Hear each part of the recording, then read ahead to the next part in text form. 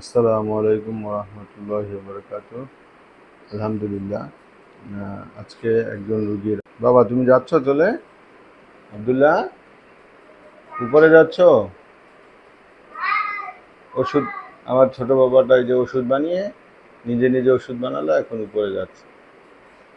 মাশাআল্লাহ, যাও বাসায় যাও। তো সেটা হলো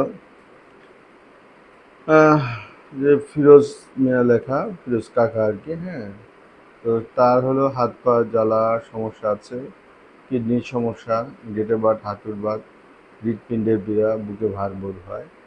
আজকে ওষুধ নিল 13/8/25। হ্যাঁ, 526 সিরিয়াল।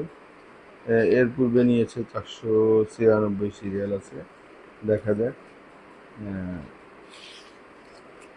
496 সিরিয়াল,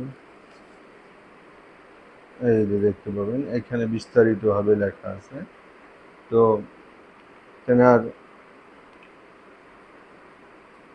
যে জ্বালাপোড়া, এত জ্বালাপোড়া যে পা, তিনি মনে করেন যে পা পানিতে ভিজিয়ে রাখলে, মাঝে মধ্যে পানিতেও পা ভিজিয়ে রাখেন।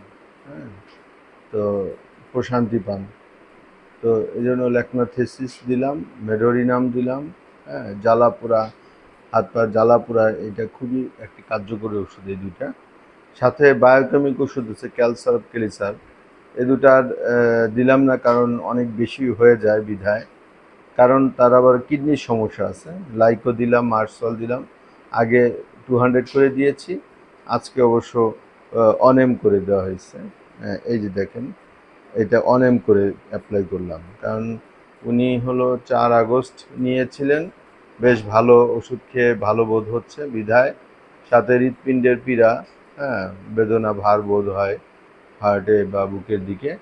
যদ্দরুন অর্জুন দিয়েছিলাম, অর্জুনা আর ক্যালফস। আজকে শুধু আবার অর্জুনা দিয়েছি, কারণ কাকা বলল যে না, তিনি আবার তার বাথরুমটাও বেশ ক্লিয়ার হয়েছে এবং ভালো বোধ করতেছে সে। হ্যাঁ, নিজে নিজে মনে করতেছে যে এই ওষুধটায় তার বাথরুম ভালো হয়। হ্যাঁ, তো এরকম আর কি। তাহলে তার সমস্যা, আজকে আবার নতুন আর একটা বিষয় নিয়ে আসছে, যে গাঁটে ব্যথা বা গেরায় গেরায় ব্যথা, দুই হাঁটুতে বাত ব্যথা রয়েছে। পরে ব্রায়োনি আর গুয়োক্যাম, দুইটা ওষুধ দেখতে পেলাম, এবং ক্যালসাল্প, ক্যালিসাল্প। এখন এত তো দেওয়া যায় না, ব্রায়োনিয়াটা অ্যাপ্লাই করলাম, গুয়োক্যামটা প্রয়োজনে পরে দিব। হ্যাঁ, এই 4টা রোগ মিলিয়ে প্রায় 2টা করে ওষুধ দিলেও 8টা ওষুধ দেওয়া লাগে, সেক্ষেত্রে 7টা ওষুধ দিলাম। তো 4 তারিখের, আর আজকে হলো